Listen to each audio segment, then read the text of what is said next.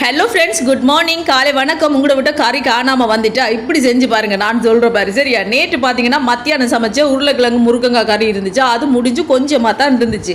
இரவுக்கு பார்த்தீங்கன்னா கறி காணாமல் இருந்துச்சு. என்ன செய்வோம்னு யோசிச்சுட்டு டக்குன்னு என்ன செஞ்சேன், ஒரு தக்காளி பழத்தை எடுத்து வெட்டி அதில் போட்டாச்சு.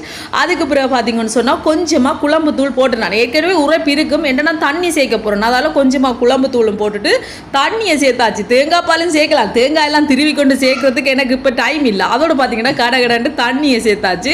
தண்ணியை சேர்த்துட்டு கொஞ்சமாக உப்பும் சேர்த்துட்டு தேவையான அளவுக்கு உப்பையும் சேர்த்துட்டு நல்லா கலந்து விட்டுட்டு அடுப்பில் தூக்கி வைக்க வேண்டியதான். அது பாட்டுக்கு அப்படியே கணக்காக கொதிச்சு வந்து கொண்டிருக்கும். பார்த்தீங்களா, அப்படியே சூப்பராக கொதிச்சு வந்து கொண்டிருக்கும். இப்போ நீங்கள் உடனே சுட சுட வச்சு கொடுத்த மாதிரி இருக்கும் இந்த குழம்பு.